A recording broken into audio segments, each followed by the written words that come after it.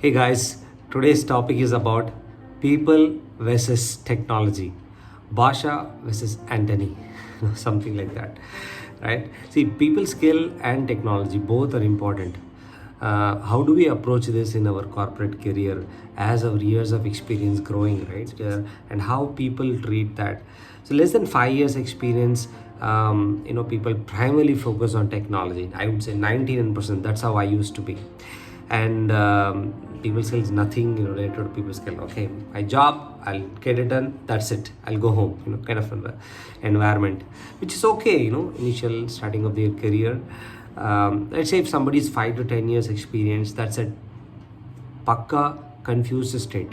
Okay, because we are like either not in the technical completely, not in the management, we are just confused, doing both the stuff.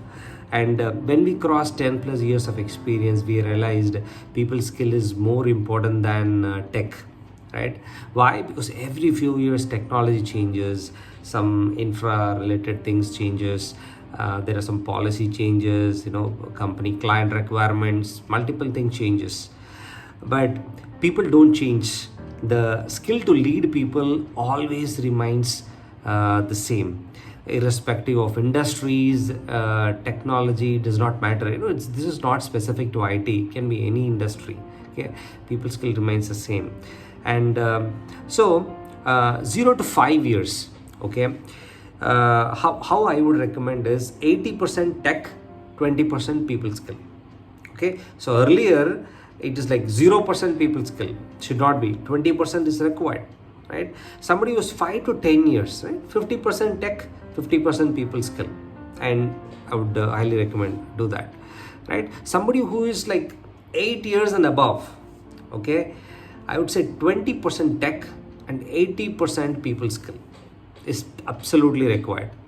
And some of you say, hey, I'll be focusing only tech, I love coding, I love programming, testing, automation, right? But remember, chat GPT, AI, it's all in place. So there'll be less programming going forward and more of a configurations and just plugging in things, some things like that. In that case, the more people skill would definitely be helpful. And you just think about it. Who will be paid more, or who are paid more in the current corporate career, tech or people person? Think. And someone who has a great great leadership skills, great emotional skills, obviously, right? Emotional intelligence. They can become the leadership. They can handle those rejections, and then at same time delivering the results output, right? So I have a separate video about emotional intelligence. Do check it out. I'll put it in the description. Okay. So 5 to 8 years experience, right? So what I would recommend is just take two scenarios. Okay, two scenarios: 80% people skill, 20% technology, or 80% technology versus 20% people skill. Right? You think which one will help you grow in your career? Which one will make you a star performer?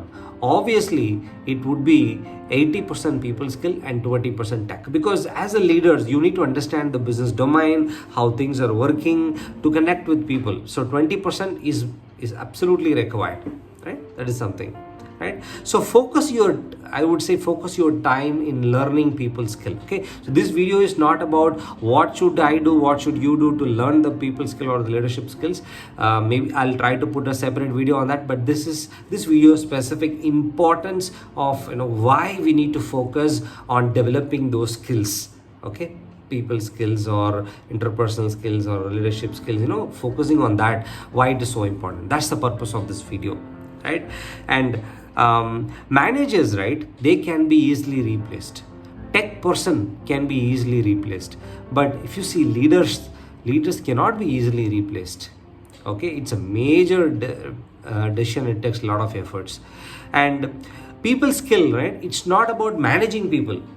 Right? Let's say in office, let's say I'm a manager. Hey, I already have 10 people reporting to me. Okay, I already have a great people skill. They are working. Whatever I say they are working, I'm able to produce results. It's not about that. right? Identifying who performs better, collaborating with them, working as one team. So it takes a lot of synergy in that.